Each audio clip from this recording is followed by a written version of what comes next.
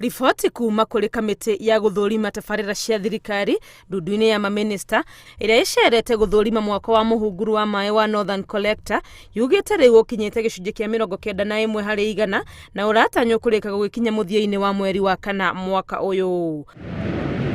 Kaunti ya Nairobi nĩyo ĩkũgunĩka makĩria na tabarĩra ĩno kuona yarĩka ĩkuongerera mũigana wa maaĩ marĩa aikari a Nairobi mamũkagĩra o mũthenya na lita milioni 140. It is one of the single most important projects in moving the Nairobi water coverage from the current 81% to 86% as soon as it is completed. So it's quite important.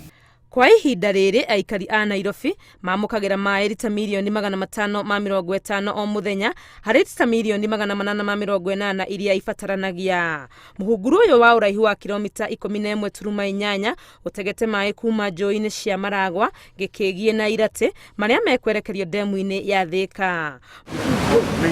Mwako wa ceceni ya gũthondeka maaĩ ya Kĩgoro ĩrĩa ĩteithagĩrĩria gũtheria maaĩ maya nĩ mũrĩku na yetereire o kũhingũrwo.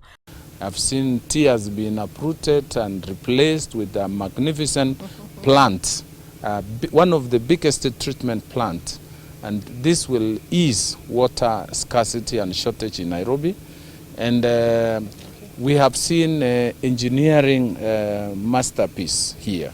Aikari a kaunti ya Murang'a nĩ magunĩkĩte na waki wa tabarĩra ya mũhunguru ũyũ kũgerera tabarĩra cia maaĩ ma kũnyua na mangĩ ma kũrĩma cia mũigana wa ciringi bilioni 2.7.